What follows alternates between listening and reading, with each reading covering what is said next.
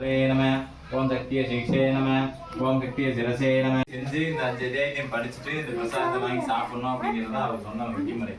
அதனால வந்து நம்ம ஒவ்வொரு பௌர்ணமிக்கும் சத்யநாராயண பூஜை செஞ்சாலும் நம்ம இந்த 5 அத்தியாயத்தையும் படிச்சேதாகணும், நம்ம கேட்டேதாகணும். அப்படி உட்காந்துக்கணும். இப்படி வந்துக்கணும். யார் நிக்க வேண்டாம், உட்காந்துக்குங்க. உட்காந்து பொறுமையா கேளுங்க, அவசரப்படக்கூடாது.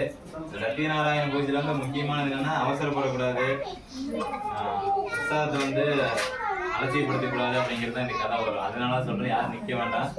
என்னதான் வேலை இருந்தாலும் ஒரு 10 நிமிஷம் அமைதியா உட்காந்து கேளுங்க. உங்க பிரார்த்தனை கண்டிப்பா வச்சுக்கங்க. பிரார்த்தனை வைக்கிற ஒரு சமயம் நைனி சாரண்யம் அப்படிங்கிற ஒரு இடத்துல வந்து சவணகாதி முனிவர்கள் வந்து வாழ்ந்து வந்தாங்க. முனிவர்கள் நமக்குலாம் தெரியுங்க இல்லையா, தவம் இருப்பாங்க, கடவுள்கிட்ட வந்து அவங்களுக்கு தேவை என்னமோ அதை கேட்டு வாங்கிக்குவாங்க, சந்தோஷமா இருப்பாங்க. நம்மளே மாதிரி காசு பணத்துக்கு ஆசை வர மாட்டாங்க. அவங்க என்ன நினைக்கிறாங்களோ அதை அடையணும் அப்படிங்கிறதுக்காக தவம் இருந்து சந்தோஷமான வாழ்க்கைய அவங்க வாழ்ந்துட்டு இருப்பாங்க. அப்படி வாழ்ந்துட்டு இருக்கிற சமயத்துல நம்மளை மாதிரி மனுஷங்கள்லாம் கஷ்டப்பட்டு இருக்காங்களே, அவங்களும் நம்மளை மாதிரி வாழணும்னா என்ன பண்ணணும் அப்படின்னு அவங்க முனிவர் வந்து அவங்ககிட்ட கேட்கறாங்க. அவங்க குருகிட்ட கேட்கறாங்க. குருகிட்ட கேட்கறப்ப அவங்க எல்லாரும் சேர்ந்து என்ன பண்றாங்கன்னா, சூத பவனிக்கர் அப்படிங்கிற ஒரு ரிஷிகிட்ட வந்து கேட்கறாங்க. இந்த மாதிரி நம்ம சந்தோஷமா இருக்கோம், தவறு செய்யறோம், இப்படி இருக்கிறோமே, நம்ம மனிதர்கள் வாழ்க்கை இவ்வளவு கஷ்டத்துல போயிட்டு இருக்குது, அதுக்கு ஏதாவது விடை இருக்கா, விமோசனம் இருக்கான்னு கேட்கறாங்க. கேட்கற விதத்துல இருக்குது அப்படின்னு சொல்லி அவர் சொல்றாரு. அது எதை பத்தி சொல்றாருன்னா சத்யநாராயண பூஜை பத்தி சொல்றாரு. எப்படி சொல்றாருன்னா, ஏற்கனவே இதுக்கு ஒரு வழி இருக்குது, அதையும் வந்து எம்பெருமான் சத்யநாராயணரே நாரத மகரிஷி மூலியமா இந்த உலகம் கொடுத்திருக்கிறாரு, அதை வந்து நான் உங்களுக்கு சொல்றேன் அப்படின்னு சொல்லி அந்த சூழல் சொல்றாரு. எப்படின்னு கேட்டோம்னா, ஒரு சமயம் நாரத மகரிஷி வந்து பூலோக சஞ்சாரியா வர்றாரு. இந்த பூலோகத்தை வந்து சுத்தி பார்க்கறதுக்கு வர்றாரு. உலக மக்கள்லாம் எப்படி இருக்காங்க, இப்போ என்ன பண்றாங்க, உயிர்கள் எப்படி வாழ்றது அப்படின்னு சஞ்சாரம் பண்றதுக்காக வர்றாரு. வர சமயத்துல பாக்குறப்ப நம்ம மக்கள்லாம் ரொம்ப கஷ்டத்திலையும் துன்பத்திலையும் துயரத்திலையும் ஒவ்வொருத்தருக்கு ஒவ்வொரு கஷ்டத்திலையும் இருக்கிறாங்க. இதெல்லாம் பார்த்து அவர் மனசு தாங்காம, இவங்க இதுல இருந்து விடுபடுறதுக்கு உண்டான வழி எது அப்படின்னு சொல்லி யோசனை பண்றாரு. யோசனை பண்றப்பதான் நேரா எம்பெருமான் நாராயணன் கிட்ட போறாரு. நேரா அங்க வைகுண்டத்துக்கு போறாரு. போய் எம்பெருமானே, இந்த மாதிரி பூலோகத்துல மக்கள் இவ்வளவு கஷ்டப்பட்டு இருக்கிறாங்க, துன்பத்தில் இருக்கிறாங்க, அவங்க அந்த துன்பத்துல இருந்து விடுபடுறதுக்கு ஏதாவது வழி இருக்கா அப்படின்னு சொல்லி எம்பெருமான் கேட்கிறாரு. எம்பெருமான் வந்து நாரதருக்கு சொல்றாரு, இருக்கு, வழி இருக்கு அப்படின்னு சொல்லிட்டு, இந்த மாதிரி சத்யநாராயண பூஜைன்னு சொல்லி ஒரு பூஜை இருக்கு. அந்த பூஜையில வந்து இந்தந்த மந்திரங்களை சொல்லி, இந்தந்த நைவேத்தியங்களை வச்சு, எனக்கு பிடிச்சமான நைவேத்தியங்களை வச்சு, எனக்கு பிடிச்சமான மலர்களை வச்சு இந்த மாதிரி பூஜையை செஞ்சாங்கன்னா கண்டிப்பா சத்தியமா அவங்களோட கோரிக்கை எதுவா இருந்தாலும் நான் நிறைவேற்றி தருவேன் அப்படின்னு சொல்லி நாரத மகரிஷிக்கு வாக்கு கொடுக்கிறார் எம்பெருமான் பெருமாள். அப்ப எடுத்த அவதாரம் தான் சத்யநாராயண அவதாரமா எடுத்திருக்காரு. இது வந்து முதல் அத்தியாயம். சரிங்களா? இந்த சத்யநாராயண பூஜை முறை வந்து நமக்கு எப்படி வந்தது அப்படிங்கிற சொல்றதுதான் முதல் அத்தியாயம். இப்ப அந்த கையில இருக்கிற பூ வந்து ஒரு தட்டம் கொடுப்பாங்க, அந்த தட்டத்துல போட்டுருங்க. முதல் அத்தியாயம் சமர்ப்பணம் செய்யப்பட்டதுன்னு சொல்லி மனசுல வேண்டிட்டு அந்த தட்டத்துல போட்டுருங்க.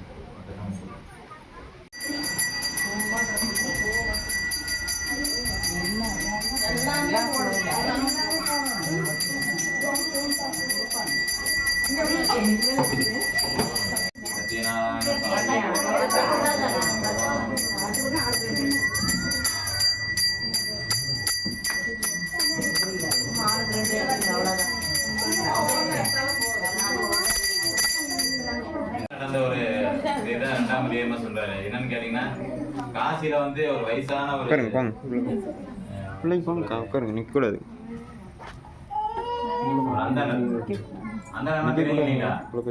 எடுத்து சாப்பிடுவாங்க. இந்த எந்த வாழ்க்கையும் வேண்டாம்னு சொல்லி அவங்களுக்கு அந்த சாப்பாடு கிடைச்சா போதும் அப்படின்னு காசியில அவர் வாழ்ந்துட்டு இருக்காரு. அவருக்கு வந்து கொஞ்சம் தள்ளி கிடைக்கிறது கிடைக்காது. சாப்பாடுக்கே கஷ்டப்பட்டு அந்த பிச்சையும் கிடைக்காம சூழ்நிலையெல்லாம் வழியில அவர் தன் வாழ்க்கையை முடிச்சுக்கல அப்படிங்கிற ஒரு எண்ணத்துக்கு வந்தார். அந்த அளவுக்கு வறுமையாகவும் அந்த பிச்சையும் கூட கிடைக்காத சூழ்நிலையும் அவருக்கு வந்து ஏற்பட்டுச்சு. அந்த நிலைமைக்கு போறப்ப திடீர்னு ஒரு வயதான போய் தடுத்து நிறுத்துறாரு. ஏப்பா என்ன, ஏன் இப்படி பண்ற, என்ன ஆச்சு உனக்கு அப்படின்னு கேட்கிறப்ப, நானே வந்து பிச்சை எடுத்து சாப்பிட்டு இருக்கேன், அந்த பிச்சைக்கு கூட எனக்கு வழி இல்லைன்னா நான் எதுக்கு இருக்கணும் அப்படின்னு அந்த முடிவு வந்தேன் அப்படின்னு சொல்றாரு. சரி, அதுக்கு ஒரு வழி இருக்கு, நான் சொல்றேன், கேட்கறியான்னு கேட்கிறாரு. சரி சொல்லுங்கன்னு இவரும் கேட்கிறாரு. என்ன வழின்னு கேட்கிறப்ப, இந்த மாதிரி சத்யநாராயண பூஜை இருக்குது, இந்த மாதிரி எல்லாம் வச்சு நவகிரக பூஜை, இதெல்லாம் வச்சு நீ செய்யு, வாழ்க்கையில வந்து நீ எல்லா சுபிட்சமும் பெறுவ அப்படின்னு சொல்லி சொல்றாரு. நானே பிச்சை எடுத்து சாப்பிட்டு இருக்கேன், நான் இதெல்லாம் வாங்கி இதெல்லாம் செலவு பண்ணி இதெல்லாம் வாங்கி நான் என்னால் செய்ய முடியுமா அப்படின்னு சொல்லி கேட்குறாரு. அதுக்கு எம்பெருமான் என்ன சொல்றாருன்னா, நீ இதெல்லாம் வாங்கி செய்ய வேண்டாம், இன்னைக்கு நீ பிச்சைக்கு போ, உனக்கு பிச்சையில என்ன கிடைக்குதோ அதை வச்சு இந்த சத்யநாராயண பூஜை நீ செய்யு அப்படின்னு சொல்லிட்டு மறைஞ்சிடுறாரு. போய் இவரு என்ன பண்றாருன்னா, அடுத்த நாள் தெரிவிக்கிறாரு, போல போறாரு, யாசகம் கேட்க போறாரு. என்னைக்கும் இல்லாம அன்னைக்கு என்ன ஆகுதுன்னு கேட்டா, அவருக்கு போகாத இடம் இல்ல, எல்லா இடத்துலயும் போறாரு. போறவங்க எதிர்பார்த்ததை விட பல மடங்கு அதிகமா கிடைக்குது. கிடைக்கிற வயசுல அவரும் சந்தோஷமா அவரோட உறவினர்கள் எல்லாம் கூப்பிட்டு, சொந்தக்காரங்க எல்லாம் கூப்பிட்டுருக்காரு. சத்யநாராயண பூஜை செய்யறாரு, செஞ்சுட்டே இருக்காரு. விடாம தொடர்ந்து ஒவ்வொரு பௌர்ணமிக்கும் அந்த பூஜை செஞ்சுட்டே இருக்காரு. நிலைமை மாறி அவர் பெரிய செல்வந்தரா மாறுறாரு. செல்வந்தரா மாறி அப்பவும் விடாம அந்த சத்யநாராயண பூஜை செஞ்சுட்டே இருக்காரு. அவர் நிலையே வேற மாதிரி ஆயிடுச்சு. அப்புறம் வேற மாதிரி ஆயிடுச்சு. அப்படிங்கிற பட்சத்துல அவர் செஞ்சுட்டு இருக்கிற சமயத்துல இன்னொரு நிகழ்வு நடக்குது. இது என்னன்னு கேட்டோம்னா, 2ஆம் அத்தியாயத்துல வந்து அவர் செல்வந்தரா ஆகுறாரு, அதுக்கப்புறம் முக்தியை அடைஞ்சிடுறாரு. அப்போ இந்த கதையில இருந்து பார்த்தோம்னா, சத்யநாராயண பூஜையில இருந்து பிச்சை எடுக்கிற நிலைமையில இருந்தாலும் நம்மளை வந்து எம்பெருமான் கைதுக்கு விடுவாரு அப்படிங்கிறத 2ஆம் அத்தியாயம். அந்த கையில இருக்கிற பூ வந்து அந்த இடத்துல போட்டுங்க, எடுத்து பார்த்துக்கணும்.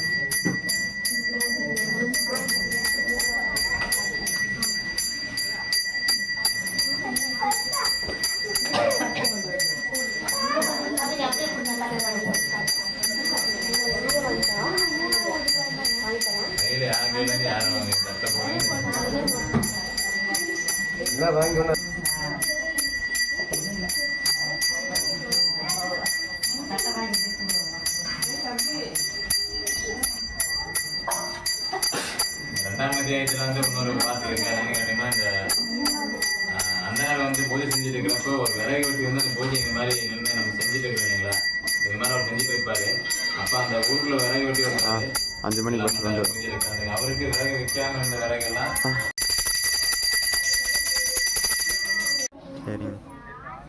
எங்க நடத்தினாலும் சரி, இவங்க தான் கலந்துக்கணும் கலந்துக்கூடாதுங்கிறது கிடையாது.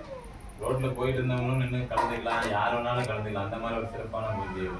யாரோட அனுமதியும் தேவையில்லை, அவங்க கலந்துக்கலாம் வேண்டாம்னு சொல்லவும் கூடாது, அவங்க கலந்துக்க மாட்டேன்னு சொல்லுவாங்க. அந்த மாதிரி இருக்கிற பட்சத்துல அந்த வணிகர் போய் கலந்துக்கிறாரு. ஆனா என்னன்னு தெரியாது, போறாரு, எல்லாம் கூட்டமா இருக்கிறாங்க, என்னன்னு கேட்கறாரு. சத்யநாராயண பூஜை கேள்விப்படுறாரு, அவரும் நிக்கிறாரு, கலந்துக்கிறாரு. அந்த மாதிரி கதையெல்லாம் வாங்கி கேட்கிறாரு, பிரசாதம் கொடுக்குறாங்க, சாப்பிடுறாரு.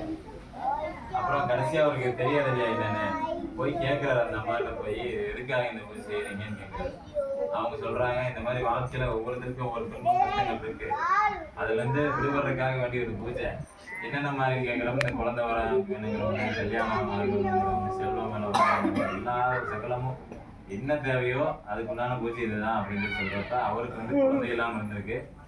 அவர் வேண்டிக்கிறாரு. அந்த சமயத்துல அந்த தருணத்துல வேண்டிக்கிறாரு, எனக்கு வந்து புத்திர பாக்கியத்தை கொடுங்க, நான் சத்யநாராயண பூஜை செய்யறேன் அப்படின்னு சொல்லி வேண்டிக்கிறாரு. வேண்டிதான் பிரசாதத்தை சாப்பிட்டு முடிச்சுட்டு அவர் வீட்டுக்கு போறாரு. வீட்டுக்கு போய் மனைவி கிட்ட சொல்றாரு, இந்த மாதிரி நான் போன பக்கம் சத்யநாராயண பூஜை செஞ்சுட்டு இருந்தாங்க, அதை நானும் கலந்துக்கிட்டேன், இந்த மாதிரி நம்மளோட வேண்டுதலையும் அதை வச்சுக்கிட்டேன் அப்படின்னு சொல்லி அவர் வந்து சொல்றாரு. சொல்ற பட்சத்துல சரின்னு அந்த அவங்க மனைவி என்ன சொல்றாங்கன்னா, சரி நானும் அதை மனப்பூர்வமா ஏத்துக்கிறேன், நம்மளுக்கு எப்படியோ ஒரு குழந்தை குலம் கிடைச்சா போதும் அப்படின்னு சொல்லி 2 பேருமே மனசார வேண்டிக்கிறாங்க.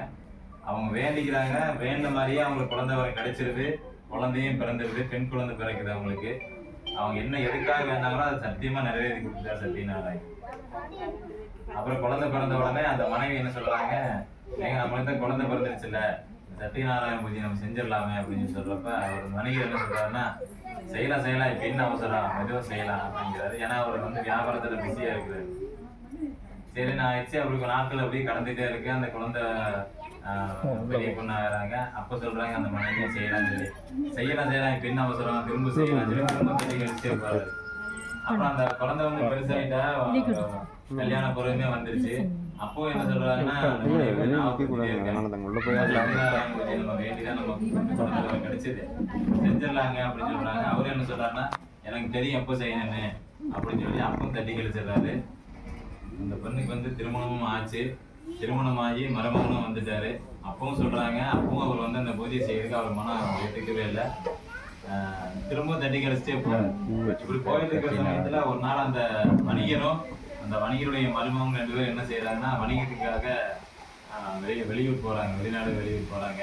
அப்போ வந்து இந்த அம்மாவும் மகன் தான் வீட்டில் இருக்கிறாங்க. இவங்க 2 பேரும் கப்பலில் எப்பவும் போல அவங்க படகுல அவங்களுடைய பொக்குகள் எல்லாத்தையும் எடுத்துட்டு வணிகத்துக்கு போறாங்க. வணிகத்துக்கு போற சமயத்துல என்னன்னு பாத்தீங்கன்னா இருட்டிடும் இல்லைங்களா, அப்போல்லாம் அந்த சத்திரம் கோயில்லாம் படுத்துக்குவாங்க, எல்லாம் பண்ணிக்குவாங்க. அந்த மாதிரி போய் இருட்டாயிடுச்சுன்னு சொல்லிட்டு இவங்க அந்த வணிகரும் அந்த வணிகரோட மருமகனும் போய் ஒரு கோயில்ல சரிங்களா,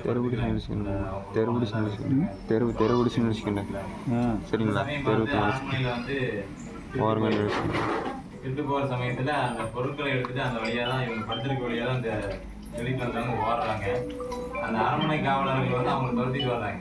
துரத்திட்டு வர்றதை பார்த்துட்டு அந்த கையில இருந்த பொருட்கள், அரண்மனையில இருக்கிற பொருட்களை வந்து இவங்க பக்கத்துல வச்சுட்டு அவங்க ஓடிடுறாங்கன்னா இவங்க அந்த துரத்திட்டு வந்த காவலர்கள் என்ன பண்றாங்கன்னா இவங்க தான் திருடிட்டாங்க அப்படின்னு சொல்லி தப்பா நினைச்சு இவங்களை எழுப்பி அரண்மனைக்கு கூட்டிட்டு போறாங்க. இவங்களும் சொல்றாங்க, எவ்வளவு சொல்றாங்க, நாங்க திருடல, நாங்க இந்த மாதிரி இந்த ஊர்ல இருந்து வர்றோம், வணிகத்துக்காக வந்திருக்கோம் அப்படின்னு சொல்லி சொல்றாங்க. அவரும் கேட்கிற மாதிரில, மன்னரும் கேட்கிற மாதிரில இவங்க என்ன சொல்றாங்கன்னா சிறைவாசம் வச்சிடறாங்க, சிறையில் அடைச்சிடுறாங்க. இவங்க கொக்கு வீடு எல்லாத்தையும் வந்து திருட்டு பொருள் தான் அப்படின்னு நினைச்சு அதையும் எல்லாத்தையும் வாங்கிட்டு இவங்களும் சிறைவாசம் வச்சிடறாங்க. அப்படின்னு நாட்கள் போகுது. இங்க அம்மாவும் பொண்ணும் இருக்காங்க இல்லையா வீட்டுல, அவங்களுக்கு எந்த வருமானமும் இருக்காது இல்லையா. இவங்களும் இங்க சிறைவாசம் ஆயிடுறாங்க. அவங்களும் வருமானத்துக்கு வழி இல்லாம அவங்க அந்த பிச்சை எடுக்கிற நிலைமைக்கு அவங்களும் வந்துடுறாங்க. வந்து ரொம்ப வறுமையில வாடி கஷ்டப்பட்டு இருக்கிறாங்க. கஷ்டப்பட்டு இருக்கிறப்ப ஒவ்வொரு வீடா பிச்சை எடுத்து சாப்பிட்ற நிலைமைக்கு வந்துடுறாங்க. சாப்பிட்ற நிலைமைக்கு வந்ததுக்கு அப்புறம்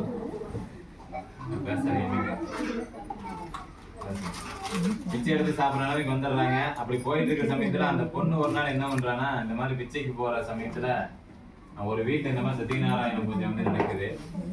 சத்யநாராயண பூஜை நடக்கிறப்ப இது என்ன அப்படின்னு சொல்லி பாக்குறாங்க. சத்யநாராயண பூஜை சரின்னு அவன் கலந்துக்கல. ஏன்னா அவன் வந்ததே ஒரு பசி இதுதான் வந்திருக்கா. சரி நம்மளும் கலந்துக்கலாம், பிரசாதம் கொடுப்பாங்க, சாப்பிடலாம் அப்படின்னு சொல்லி அந்த பூஜையில கலந்து அந்த பூஜை முறையில காதால கேட்டு அவங்க கொடுக்குற பிரசாதத்தை வாங்கி சாப்பிட்டு அவங்க அம்மாவுக்கும் அந்த பிரசாதத்தை வாங்கிட்டு கொடுக்குறா.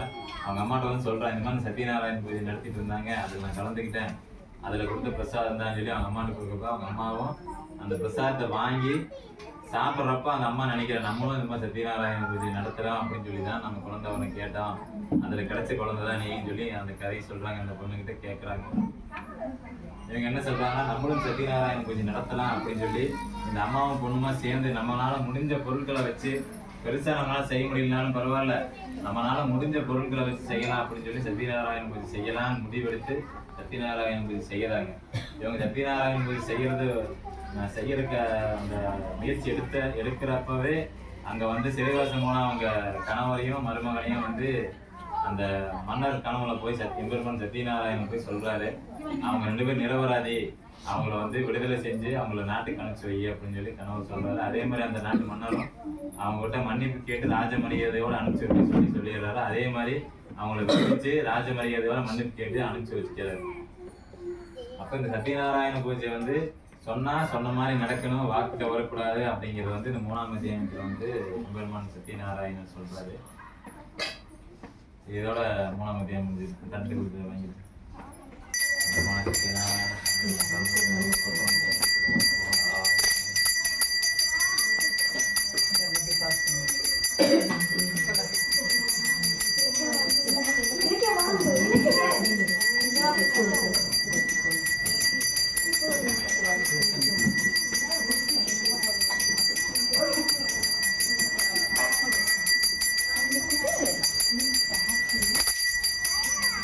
தம்பி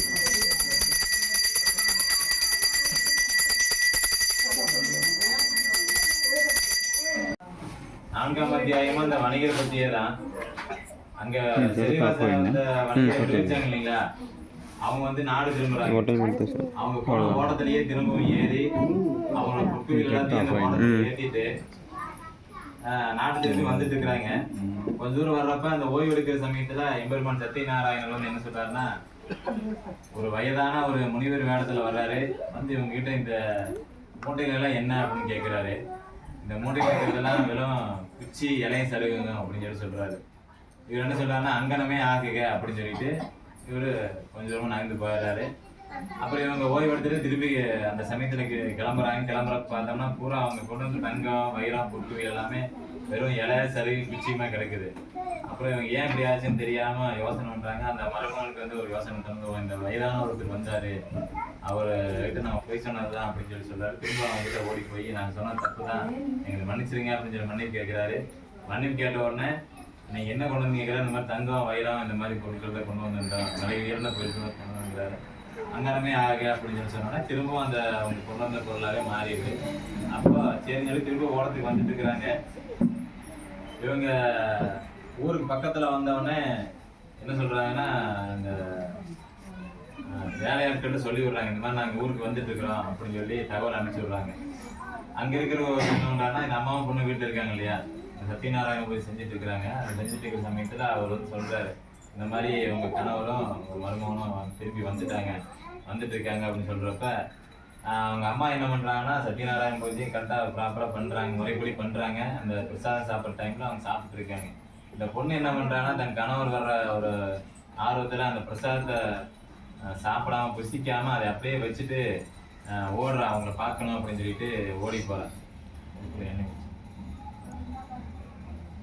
போறப்ப என்ன ஆகுதுன்னா, இவங்க ஓடத்துல வந்துட்டு இருக்காங்க இல்லையா, ஓடத்துல வந்துட்டு இருக்கிறவங்க என்ன ஆகுதுன்னா, அப்படியே அந்த ஓடத்தோட தண்ணியில வந்து மூழ்கிடுறாங்க.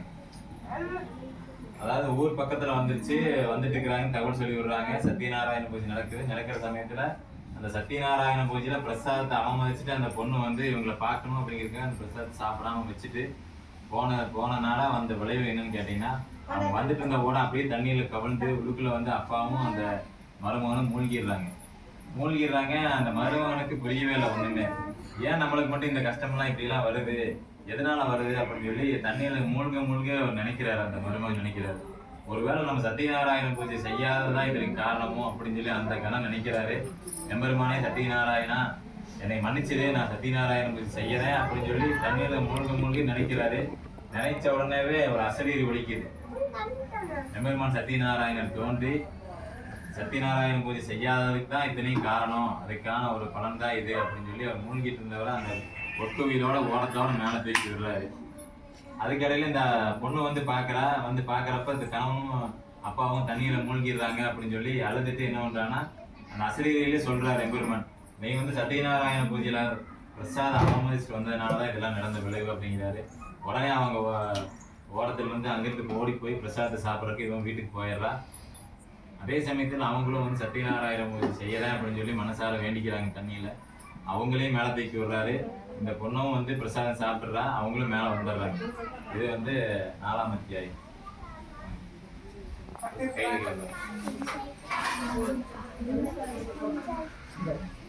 வந்து பிரசாதத்தை வந்து எப்பவுமே அவமதிக்க கூடாது.